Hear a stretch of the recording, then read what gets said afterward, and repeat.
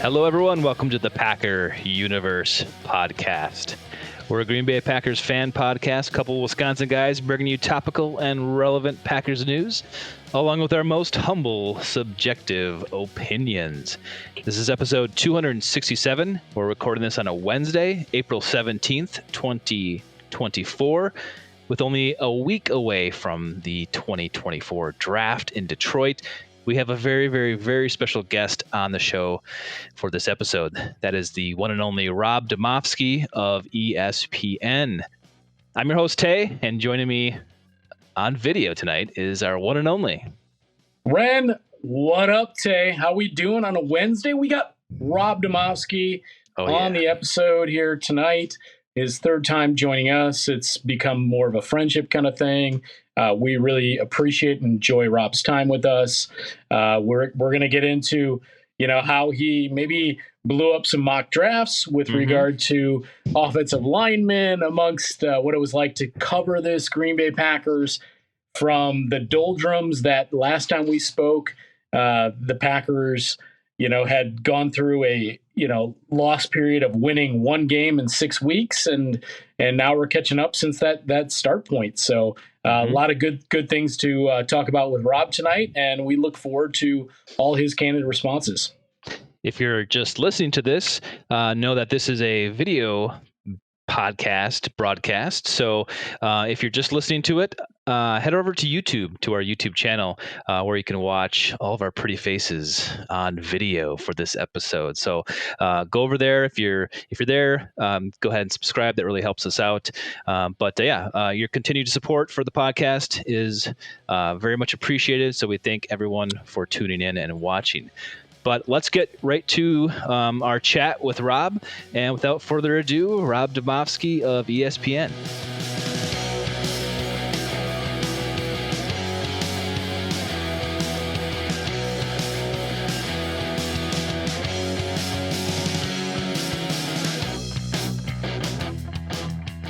Hello, everyone. Back to join us again is our friend, ESPN's Packer beat writer, Rob Demovsky. He's the two-time Wisconsin Sports Writer of the Year. Rob, it's great to see you, and welcome back. Thanks, Tay. Is this my third appearance or only second? I'm thinking it's three, right? Yeah, this is a three-peat, Rob. That's what I thought. Okay, I'm excited. Yeah. I mean, we hope to make it 4 and 5 and 6, get into that LeBron James territory. Let's just get through this one first, right? Yeah, right. No doubt about that. Well, Rob, that kind of starts us off because number 2 was right at the Packers' doldrums. Last time we talked, Packers had won one game in 6 weeks and just jettisoned Rasul Douglas. I mean, they had all their fingerprints on this rebuild thing. Might take a little while longer. We were talking about maybe if they had a top 5 pick, would they take a quarterback or something? Right. Yeah. We broached that subject, which was so interesting, but obviously so much changed. Fast forward 9 weeks after that, the Packers were the hottest team in the NFL and the youngest to make the playoffs since the 70s. How do you feel, looking back at that, what the main contributing factors were and what was it like to cover the team during that stretch? Yeah, Ren, I'm not sure I've seen a season turn in a season like that. There were years where I remember Mike McCarthy's first season, they were 4-8 and they finished 8-8. They won their last 4. And I remember them saying all offseason, okay, we're going to carry that over. And I'm thinking, wow, this stuff really carry over from one season to the next. There's so much time. And sure enough, they go 13-3 the next year. Right. But I don't know that I've ever seen it change like that within a season. And I think a couple things happened. One was obviously Jordan Love just getting more experience. But the key thing in there, I think, Ren, was that Matt LaFleur sort of figured out how to call plays for Jordan Love, if that makes sense. And he would say a bunch of times that, Jordan has to cut it loose. He's just got to let it rip. He used those catchphrases a bunch of times. But I think from a play calling standpoint, Matt LaFleur had to do the same thing. He couldn't baby him. He couldn't, try to ease him in. He had to let him just go with it. I'm trying to think, was it the thanks or they played on Thanksgiving, right? Was it these games all run together? Oh yeah, the Thanksgiving Day game. You always get stuck out there. But was that the game where on the first play they called the deep shot to Christian Watson? Because I remember afterwards in the locker room Jordan saying that they had talked about that play the night before, and then that morning LaFleur wanted to change it. He didn't feel good about the call, and Jordan Love said, "No, let's keep it in there." And he did. He listened to his quarterback, and sure enough, they hit Watson on that deep shot, and I think they score one or two plays later. And it was just like that was like a sort of a sign that, the quarterback and the coach were a little bit more in sync. And I mean, I think that is part of what, sort of led to that part of it. I mean, as you guys know, like when you got a football team, like it's not just one or two things. There's so many people, there's so many moving parts. It's not like basketball where you can get one guy, gets hot from three and makes 9 threes in a game and all of a sudden they go crazy. Football is so much more complicated than that. But I think if you had to boil it down to, it's a quarterback game. And if you had to boil it down to what was the difference, I think that was emblematic of sort of what changed. And I mean, over the course of the last 2 months of the season, Jordan Love had, 18 touchdowns and 1 interception over the final, however many games that was. And it was like 9 weeks. Yeah. I mean, just an incredible stretch. I mean, a stretch that would rival anything, that Rodgers or Favre really ever did too. And I don't know if Love necessarily got the credit in those terms. Like he got, everyone was like, hey, he's arrived, he's this or that. But I don't know if anybody actually, put it into perspective about like, this wasn't just great for Jordan Love, man. This was sort of epic compared to, even the guys who were great before him. Like those are the kind of streaks that those guys, maybe even he might have even been better than what those guys did. I think the jury was out on J Love at the time. I think we all felt that, and we had to kind of tell ourselves, well, let's just see this out, And so where do you kind of stand with how Jordan Love played and his incorporation into being the guy? Yeah, I mean the lasting image, right, is the San Francisco game, the last throw, that he made there, the interception, which is so uncharacteristic of anything he had done during that 9-10 game stretch. But I mean, I think that's sort of a reminder that he is still or was still a first year starter, and there's going to be some major, growth things that he's got to go through. But it's an incredible starting point, and I don't think that there's any major concern that that it was only 9-10 games and that's not the real Jordan Love. I don't sense that from the organization. I sense that they believe in him and believe in what he did and really what they did sort of as a unit. Look, I'll admit I was sort of skeptical of the whole we're going to build this young team and they're going to grow together, and that was the narrative that Brian Gutekunst was selling after he didn't really add any major veteran pieces to that offense last year.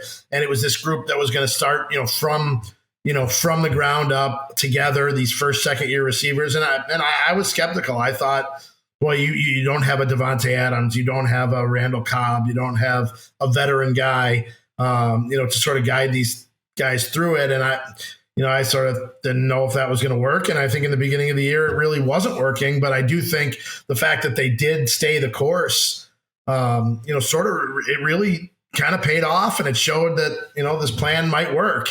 The interesting thing is, as I'm sure you guys have probably talked about, is just, they're at the point now where even though Love's only started, 19 games, 20 if you count the one in Kansas City in 2000, whatever that was, 21.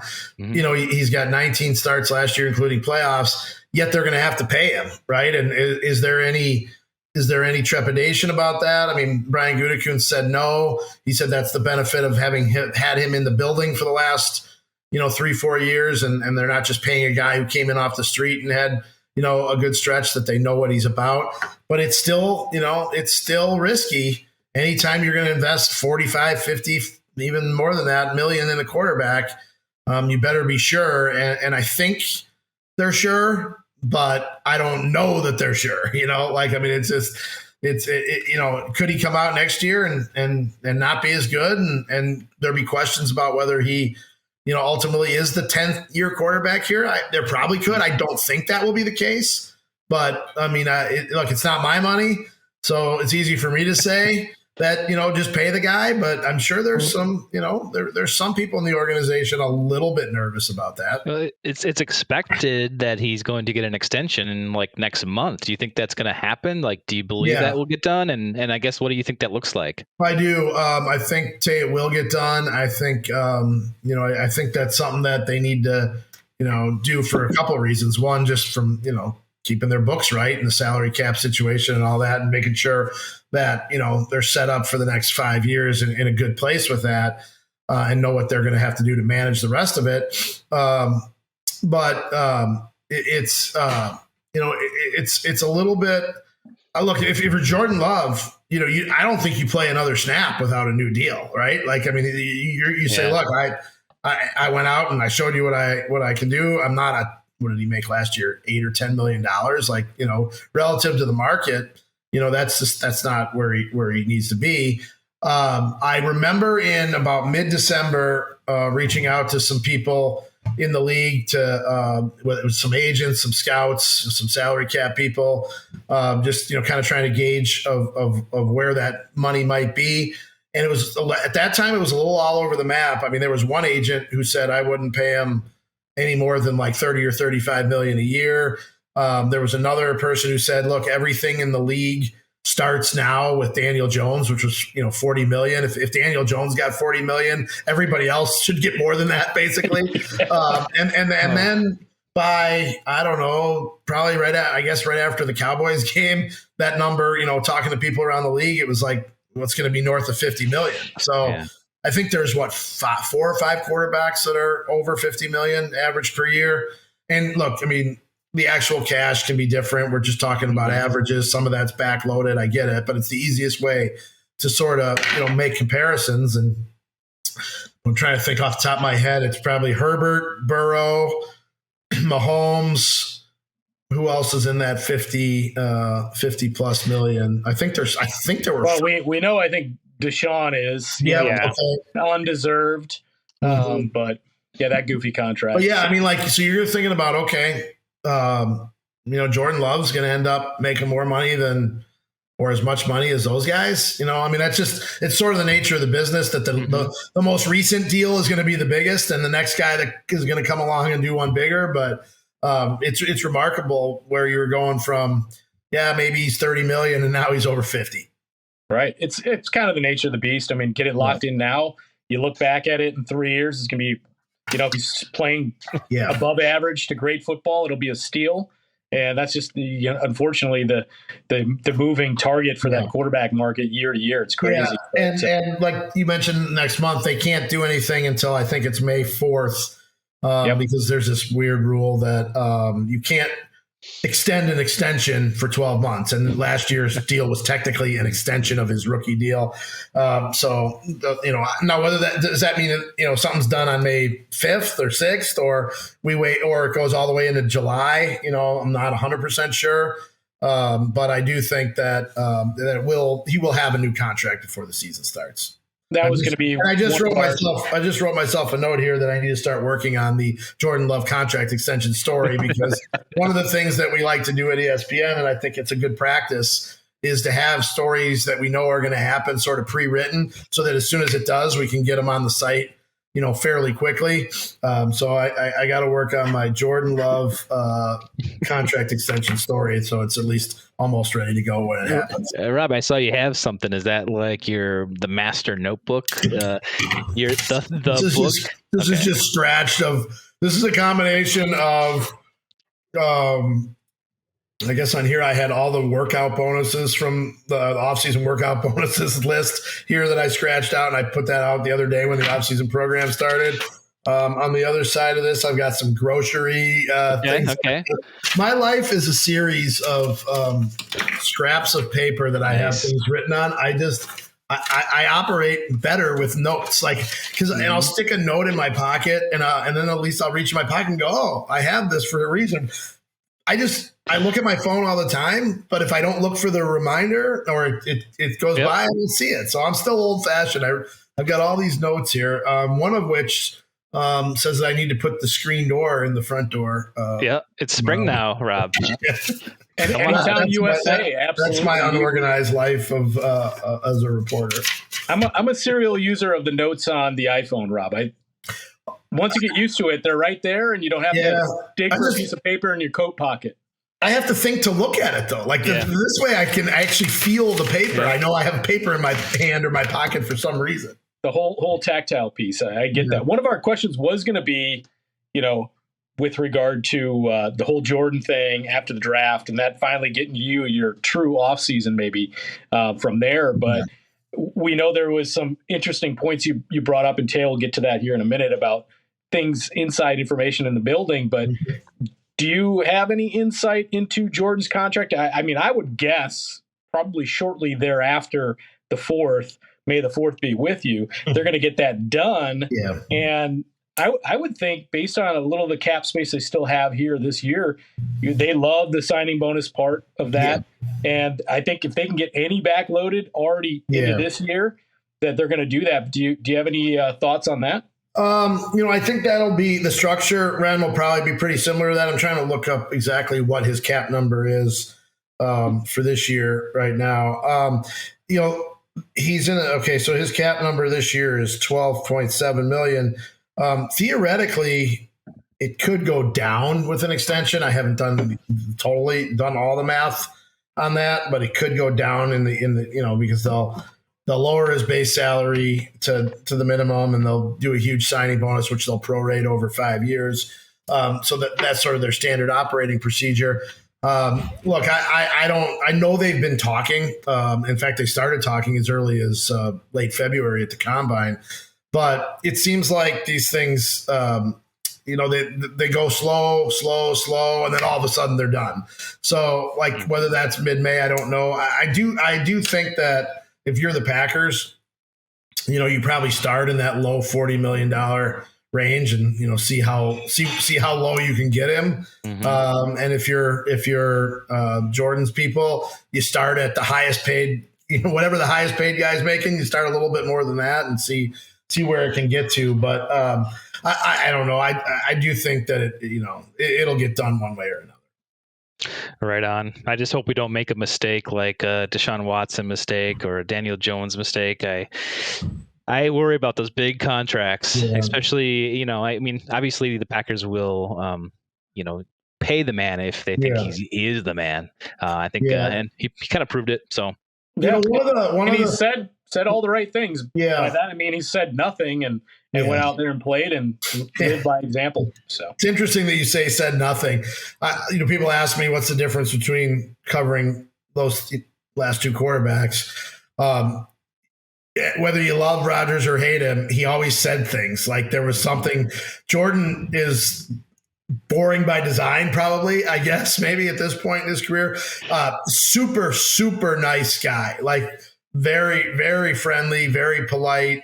When we talk to him in the locker room, super patient. But at this point in his career, doesn't say a whole heck of a lot, which is exactly, I'm sure, how the team loves it, right? Especially after dealing with, the things that Aaron brought to it. With the complicated fella? From a media standpoint, his Wednesday press conferences could be a little juicier for storylines. But I will say he's a super, super nice guy. Seems to be really well liked in the locker room. Seems to have respect and seems to be ready to take on, a bigger role in terms of leadership, which I think is going to be important considering, Aaron Jones is probably the biggest leader, on the team, and he's no longer here. And they have one guy over the age of 30 on the roster. Mm-hmm. If I'm not mistaken, I think it's Preston Smith. So it's a different, they were the youngest team in the league last year, and they might be younger this year. Yeah, 11 picks, at least at this point, they're likely to be. That's some crazy stuff, but it seemed, like you mentioned, it seemed to work out. You thought earlier this year, going back to a point you made, you didn't know if it was going to work with just playing all these young guys together. Tucker Kraft couldn't play tight end, and then by the end of the year, Tucker Kraft could play tight end. Right. Pretty amazing. And I think, there's going to be some things that they've got to fix. One of them is Christian Watson. I mean, he's got to be He's got to be healthy. They've tried something new this year. They sent him down to Madison and the University of Wisconsin, who I guess they have a soft tissue specialist that's worked with the NFL on these things before. Okay. But it's sort of funny as I'm sitting here, talking to people about the draft and this and that, and how the Packers typically operate, which is maybe not the norm. Maybe they don't necessarily draft for need. Somebody said to me, boy, wouldn't it be funny if of all the things, this was the year that they actually take a receiver in the first round, when it would appear that they don't need one. For how many years have we been saying, oh, they got to take a receiver in the first round this year? They've got to take one. Certainly this year, receiver looks like the one position that they don't need anybody. But, you never can tell. That would blow my mind, but yeah, you certainly don't know. All right, Rob, we're like 20 minutes into it, and I've been chomping at the bit to ask you a little bit more about this. But we heard your interview on Wilde and Tausch last Friday, and it kind of caused Packer Universe to go into overdrive. Yes. And that news that Zach Tom was a Pro Bowl tackle, All-Pro guard, and potential Hall of Famer center. Right. That sent everybody, every podcaster, every ex-head, updating their draft sheets, right? So that was pretty huge with the potential that the Packers would move Tom to center or thinking that they would. But, it kind of changes the draft board from a lot of people's perspective. And it kind of changes what people think they'll do in the first and second rounds. So if what you say is true, do the Packers have an offensive line target for the early pick in the draft? Well, I mean, maybe, but I don't know that necessarily changes what they would do in this draft.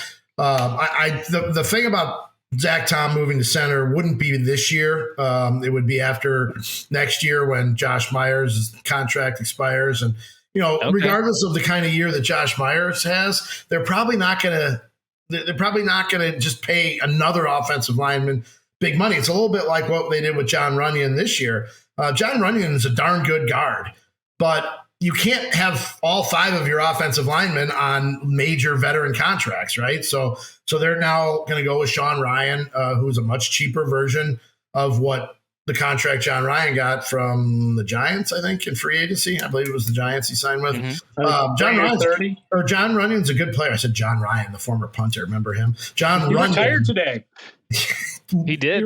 He retired today. Yeah. Is that right? Okay. John Runyon is a darn good guard, but they're not going to pay him. And I think the same thing is going to be true with Josh Myers. So at that point, now do you say, okay, we think Zach Tom is an elite center. Do we move him there? Well, it's sort of then they have to look at what they have at tackle. Did they draft a tackle here in 2024 that either is going to be, the eventual right tackle, or did they draft a tackle high because they needed him to be the left tackle because Rasheed Walker was just a stopgap guy? There's just so many ifs and unknowns that we don't know. We just know that they have a guy in Zach Tom that they think can be a long-term starter at a very, very high level at multiple positions, which, I think just allows them some flexibility with that. I mean, the other thing too is, there was a time where, Elton Jenkins was viewed as an elite center, guy who could play tackle, guy who could play guard. He has settled in at guard and is probably a top 5 guard in the league now, and he settled in there. And if I remember right, when they did his contract extension, there were certain things built in there that it would make him competitive salary-wise if he played, this position or that position to keep him sort of in that top tier level. And I think we could see the same thing with Zach Tom, but I just think at this point, we don't know. All I know is that what that person within the organization told me over a few cocktails at the Combine in Indianapolis, that they think that he is a Pro Bowl. Zach Tom is a Pro Bowl tackle, an All-Pro guard, and a potential Hall of Fame center. Yes, and this is an evaluation by that said person. Like, it's not like the Packers believe this, they're going to move him. So we'd have to see some sort of evidence that they believe this and they're going to act on it. Yeah, and the other thing, Tay, it's a good point. The other thing is that may be what one aspect of the building thinks. Maybe the scouts think one thing and the coaches think another thing, right? I mean, that's sort of, just because one just because a coach views him as a better guard and the GM or the scouting department views him as a better center or whatever the case may be, that we don't know, that's just life in the NFL. There's so many opinions that it doesn't necessarily mean it's the main opinion by the one making the decision. And then you have to ask yourself, okay, well, who is it that decides whether Zach Tom's going to be a tackle, guard, or center? Is that Brian Gutekunst? Is that Matt LaFleur? Whose call is that? And I got to be honest with you, I'm not sure.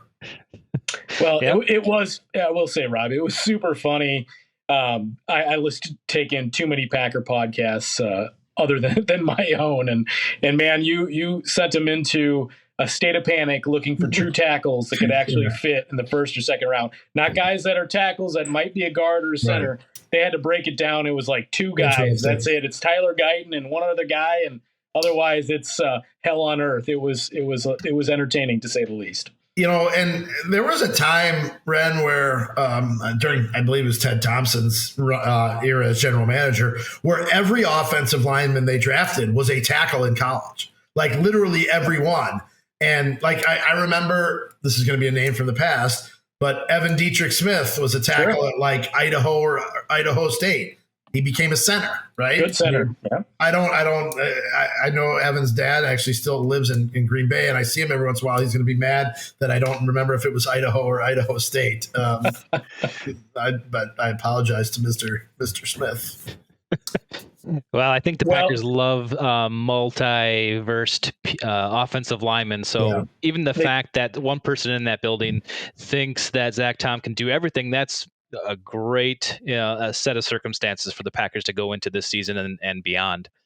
And for Zach's future contract too. So right, that is also a good piece on him. If you're Zach Tom, you probably want to be paid like a tackle though, not a center, right? Oh, absolutely. 100%. So since we kind of if you turn out to be Jason Kelsey, I mean, hey, what does it matter? That is true. Since we are kind of talking about the draft, Rob, what does next week look like for you? Like next weekend, more specifically, and then do you have any like TV spots happening for yourself? So it's interesting, Tay, because I think a lot of people think, and why would they think differently, that we go to the draft, but the people that cover the Packers and the people that cover whatever team, they're almost always just at the team headquarters. That's where all the action is for me. Brian Gutekunst, all the scouts, Matt LaFleur, all the coaches, they're at Lambeau Field operating the draft. So it's better for us to be there rather than, what is it? I think it's in Detroit this year. Mm-hmm. If the Packers had the number one pick and that pick was going to be there, it would make some sense. But sort of how it happens, so sort of like how the sausage is made a little bit, is that like on Thursday night, assuming they make a pick at 25 or wherever and they don't trade back, as soon as the pick is made, the Packers will typically get that player on a conference call or a Zoom with us right away within, usually 10 or 15 minutes of the player being picked, which sometimes is really good and sometimes is chaotic because, depending on if that guy's with his family in a bar or they're at home or whatever. But you get that raw emotion of actually getting to talk to the player shortly after that player's picked. And then, shortly after that, after the first round ends, Brian Gutekunst will come down and talk to us. Maybe one of the scouts who happen to be in that player's area or watched him, evaluated him, will come down and we'll be able to ask questions to that person. And that'll just repeat, throughout the weekend. After every pick, they'll have the player on, and then they'll have someone from the scouting department come and talk. And then at the end of the night, Matt LaFleur will come down. So it's really kind of everything for us takes place, at Lambeau Field. We have on Tuesday night, we have our annual ESPN Reporters mock draft that we used to go to Bristol and actually do the show live in the studio, the same studio you see for NFL Live. And it was kind of a neat production.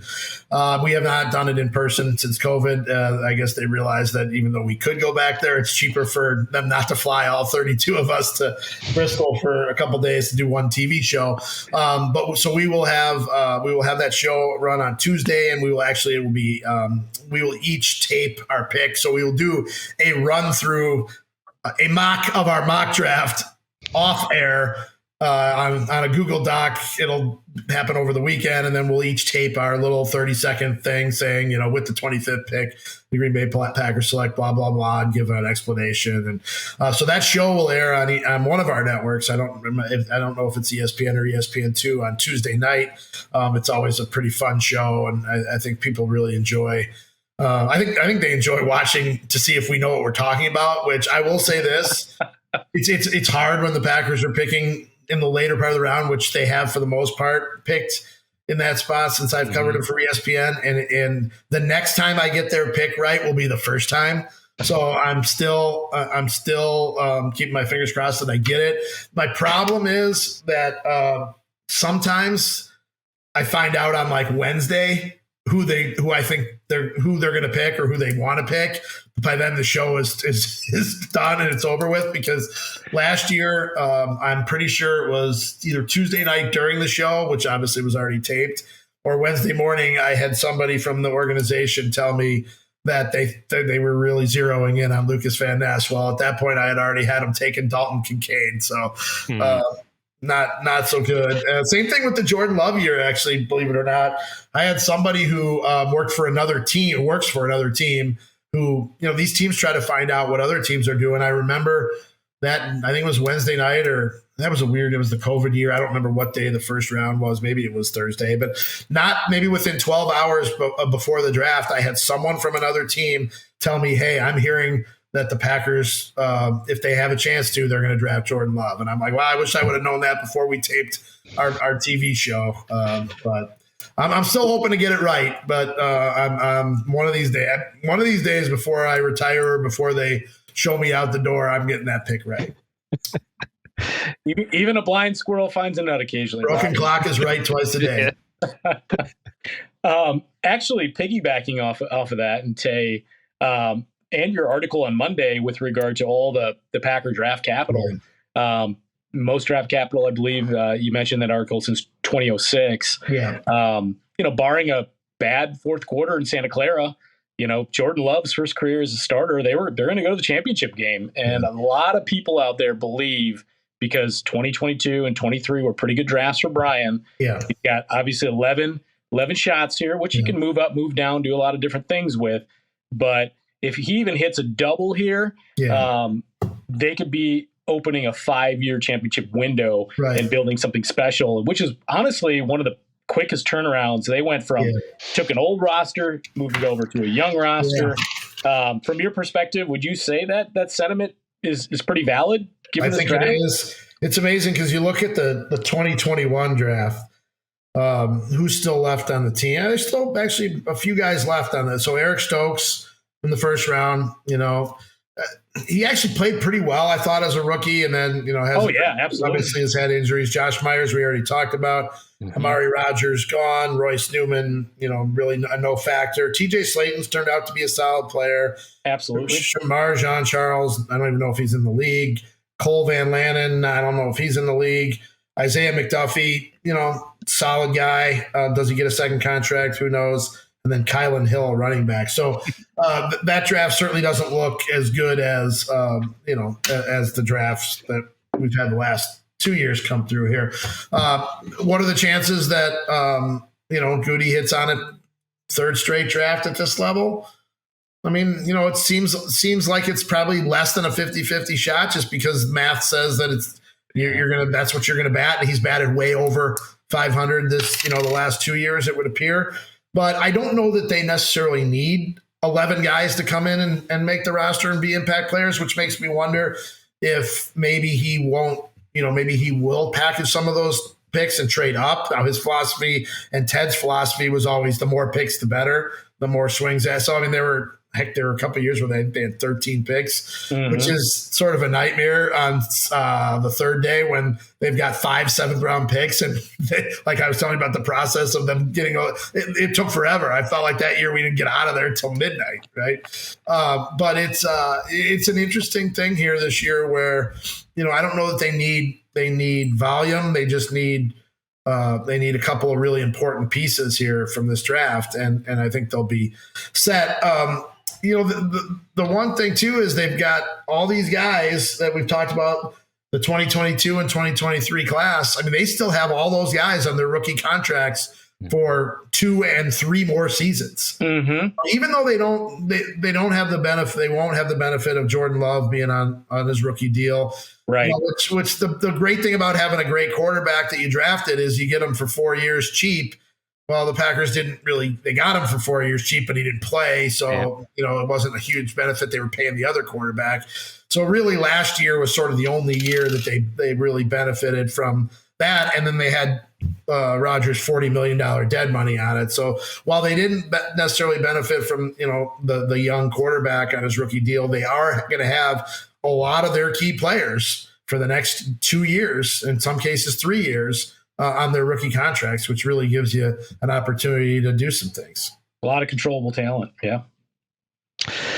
Well, Rob, what did you think when the NFL, I guess, announced that the Packers and the Eagles are going down to Brazil? Yeah. I know in that Wilde and Tausch episode, you kind of didn't know if you were being flown down there, but have they made a decision yet? And I guess we wanted to get your reaction of when you first heard that.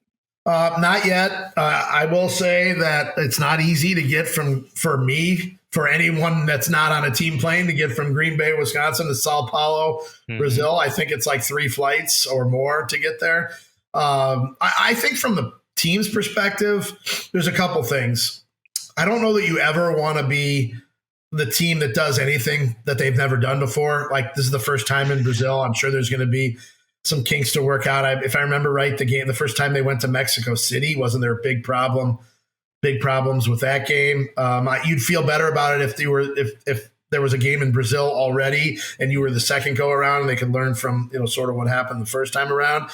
I think from a competitive standpoint, if you're the Packers and you were saying, okay, we were going to have to go play the Philadelphia Eagles, one of the better teams in the NFC, at their place, which is one of the tougher places to play, and now you're going to play them on a neutral site, that's probably an advantage, right? Yep. Like, that's now that you have to fly 14 hours or whatever to do it, may not be so much of an advantage, but it's week 1, right? This isn't sandwiched in the middle of, week 4 and 5, like the London trip was, and we know how they felt about that. I mean, Matt LaFleur was not crazy about that, and sort of the team sort of reflected it, I think. Aaron Rodgers didn't like the way they traveled. He wanted to go earlier, all that stuff. The fact this is week 1, they can sort of do it however they want. They could go for the whole week. They don't have to go for the whole week. It's not, it's a Friday night game, so they'll be back on Saturday. They'll load the plane up as soon as the game's over. They'll be wheels up 2 hours after the game ends, just like they are from every trip. It's incredible. Their operation on the road is literally almost to the minute. 2 hours after the final gun sounds, they're in the air on their way home. So that is incredible. They'll be home. That's a cool piece to share. They'll be home on Saturday, and then they won't play again until the following Sunday or Monday. So I think from that standpoint, from a competitive standpoint, I actually think it's actually not a bad deal for them. Logistically, like I said, you're going to a place where they've never held an NFL game before.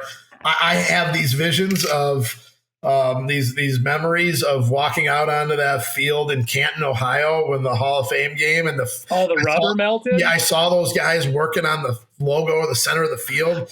And I'm like, this is really weird. And the more I watched it, the more I was like, they're not playing this game. So you just obviously hope nothing like that happens. I mean, remember, was it Winnipeg a couple preseasons ago? The Winnipeg game. Yeah, it had the weird scenes in the field. So they ended up playing on a shorter field, didn't they? Yeah. Those are all little things that you just, you never know what could come up. You never know what you might have to deal with. And look, would the Packers rather not have to go to Brazil? I mean, I think you could read it in between Mark Murphy's comments in between the lines. He says, if we're chosen, we'll gladly go. That was exactly like, we can't wait to go. So, but it's from personal standpoint, it's a pretty long trip, and it's I don't know if you want to start your season as a reporter having that kind of trip, and then man, you still have the rest of your road trips to go on, because it's like they travel glamorously. We travel commercial, and as you guys know, it's almost no place can you get to direct from Green Bay, Wisconsin. So and you're gonna have a little bit of a layover issue, probably a couple days. But I believe I looked. I believe that the best way for me was Green Bay to Detroit, Detroit to JFK, JFK to Sao Paulo. Mm-hmm. So, like you guys, I don't know how much international travel you've done. I haven't done that much, but other than the London trip, when I have gone overseas, you're going for vacation, so you're going for like 10 days, right? Yeah. So you fly, and then you're there for 9 or 10 days. You fly again. Well, that London trip, I mean, I left on Thursday and was back on. Or I guess I left Thursday night, got there Friday, I guess, and was home by Monday. Like, it's each flight in and of itself isn't really that bad. Like, I didn't really feel like the flight over there. It was fine, whatever. The flight back was fine, but when you combine the fact that you did it twice in like 4 days, that's the part that I'm not so crazy about. So that's tough on the mind and body. No doubt about that. So per the Wilde and Tausch piece about that, it sounds like maybe you go, maybe a counterpart goes. So basically what they've done at ESPN, I've gone to every road game that they've played since I've been there in 2013. But typically on the international games, they typically just send one reporter. Usually it's the home team. I went to London. Our Giants reporter did not. This being sort of a special thing that they maybe they'll send both of us, but it is an Eagles home game. So, if I would assume our Eagles reporter, Tim McManus, is going for sure. And then, we'll see. Even at ESPN, believe it or not, we have a budget, so it's not unlimited spending. It does sound like, however, this not only will be a neutral site, but yes, it's a Philly home game, but based on the Brazil Packer fan, contingent, and then the Packer fans traveling from the States. Yeah. I mean, it sounds like this is not a Philly home game at all. No, and that's incredible to me. Like, I've seen some of the Brazil, there's that Twitter account, Packers in Brazil or whatever it is, and some really enthusiastic people over there. It's massive. That would be fun to meet those people. And in London, I mean, yes, there were a lot of people from the States that went over there, but I ran into plenty of locals in London who were Packers fans and are Packers fans. And, it's just, it's incredible the reach that this team has, maybe even more so than the Cowboys or any of the other teams. I definitely think they're bigger than the Eagles. I really do. Yeah, no question. Ren, you got one more question? Well, Rob, we always like to do a couple, get to know Rob better. I could ask your thoughts on the 80s AIDS epidemic. Probably don't want to touch that one, right? If you want to share, you can. But that said, if I had to ask you, favorite trilogy, OG Star Wars, Lord of the Rings, Godfather, Indiana Jones, Back to the Future, any of those work for Rob? Well, I mean, Star Wars for sure, and Godfather 1 and 2. I've seen all three, but Godfather 2, I mean, maybe the best one in my opinion. I have actually not seen all the Indiana Jones ones, and I have seen none of the Lord of the Rings. Whoa, okay, nice. Fair enough. Are you into premium television too? Maybe you're Chicago, The Bear, or Shogun's huge right now. Into any of that? I have just finished Loudermilk. Okay. The 3 seasons that were of Loudermilk. Nice. Yeah, I'm a guy who picks a show and watches it from start to finish before I go with another show. Now, obviously, some shows like the really good ones I watch as they're on, and I'm dying for another season of Peaky Blinders or yes. When's that coming out? I think there's a movie, right? Is it going to be a Peaky Blinders movie? Yeah, that's what I did hear. Yep. Yeah. You're speaking Tay there, Rob. Yeah. I was actually just talking to somebody just about top all-time favorite series, and Peaky Blinders it's definitely in my top 10. I agree totally. That show is amazing. Did you watch Boardwalk Empire, the HBO? I love that too. It's like I always thought that I watched Boardwalk and then I watched Peaky Blinders, and I thought Peaky Blinders was basically Boardwalk Empire, but in in England, rather than in New York, New Jersey. Yep. Yeah. Both those shows are amazing. It's adult television, of course, and if any youngsters are out there, but so viewer discretion. But those shows are amazing. I wish there were more good comedies, though. Comedy is so hard to do.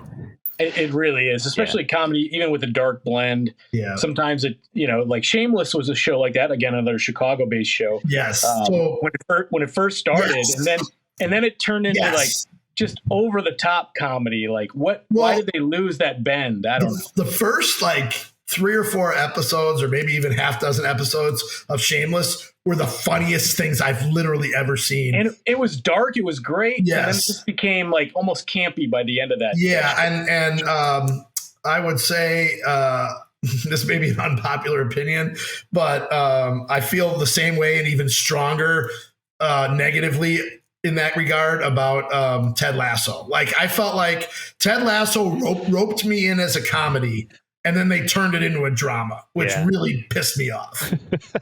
I've been told to watch it. Haven't seen a single episode. So. I was invested into it, so I was pot committed. I had to finish. Sure. If there's another season, I don't know. But the best thing about the last season of that was Frank Turner's "I Still Believe" was the soundtrack song for the ad for the promos of it. It was not nice. It was not actually in the show, but it was used for the promo. It sucked you in. Yeah, I know. I found good music just as bumper music in a lot of premium television. So good way to find stuff that way as well. So. Well, Rob, is there anything you're working on right now that you want to, kind of tip your hand to with ESPN and any articles, or it's just kind of like, wait and see? Yeah, I mean, the thing, it's like the mock draft deal is like, that's the big thing right now. So I think people will, there was obviously the TV show that we talked about, but that will also be turned into a print. I don't Sure. anymore. A digital written piece, a written mock draft as well that will come out shortly after the TV show. And I mean, honestly, at this time of the year, all anybody cares about is who are the Packers going to pick? Like, that's it, right? So, and typically, like, I'll get that a lot around town, grocery store or golf course or wherever I'm at. Hey, who are the Packers going to pick? And usually, before I even answer, people just want to tell me who they think, which is totally fine. Yeah, because I have no idea who they're going to pick. Yeah. So I just start by saying, Tay, I'll just go, well, I don't know. Who do you think they should pick? Because that's what they want to say anyway. But no, exactly. Honestly, right now, the mock draft is all the rage. Yeah. There is a cool thing that is on ESPN that I just discovered a couple of days ago, that we now have a draft simulator on ESPN. So if your team is the Packers and you want to do their thing, you can hit Packers and it'll simulate the first 24 picks, and then it'll stop and give you the chance to make the pick at 24 or 25 based on, they'll give you best available, all this, and then it'll run down to the next pick, and same thing. I think that's pretty cool. I know there's some other sites that have done that, but ESPN now has its own. And I guess I would encourage people to check that out, because I think it's pretty cool. I'm looking at it right now. It's kind of sweet. Interesting. Very cool. Yeah. Before we let you go then, Rob, I imagine you do not get into trying to, like you were mentioning, prognosticate who they're going to pick, what they're going to pick. You're not doing all these different mocks every week. Cornerback, offensive lineman, if you had to pick one in the first round, which one do you more likely see? So I'll say this, Ren. From what I can tell, they really, really, really, really like the Cooper DeJean kid from Iowa. Okay. And I think if the exercise isn't a mock draft and having to wait for all 24 to pick ahead of me, which is that's how it works, right? But if you just said, who are they picking? That's who I would pick right now. Now, in our mock draft, is it going to work out that he's available? Probably not. Someone else is probably going to take him. But if that was the case and he's available, I think they'll take him. Beyond that, I don't have a great feel. But I mean, I do think, tackle's an obvious one. But like I said to somebody too, we joked about the receiver thing before. This is sort of half joking, but not really. Like, they'll probably just draft like another defensive lineman, right? Or a pass rusher or somebody like that, right? Because that's what they always seem to do. Yep. What is Brian? 8 of 9 first-round picks are defensive guys. So, yeah. I mean, it wouldn't blow my mind by any stretch of the imagination. And I don't know, those Iowa guys just somehow scream Packer. I don't know. It's incredible. Like going back to even like Mike Daniels, Micah Hyde, and obviously Brian Bulaga. Even Robert Tonyan wasn't a draft pick, but he was an Iowa guy, right? If I'm not mistaken. Well, Rob, we'll get you out of here. You can find Rob on X at Rob Demovsky, and you can find his articles on ESPN.com. Well, thank you for joining us, Rob. We appreciate it, and it's always a pleasure. Yeah, thanks for having me, guys. This is fun, and I can't wait till episode 4. Absolutely. No, we really appreciate it, Rob. Thanks again. Hopefully we get to shake hands in person one of these days and talk some music. That'd be fun. All right. Take care. Have a great night. All right. We'll be seeing you.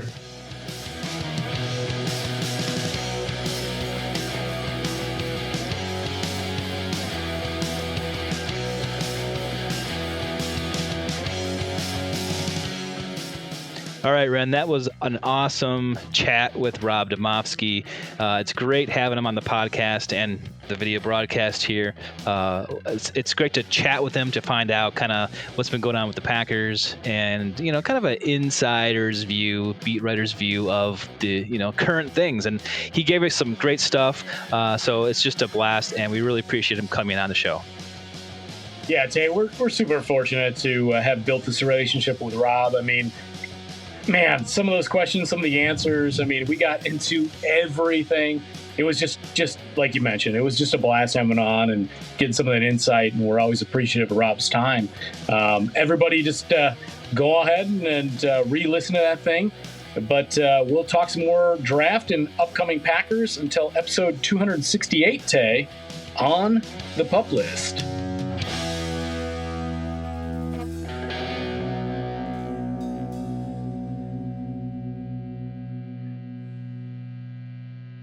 Thank you.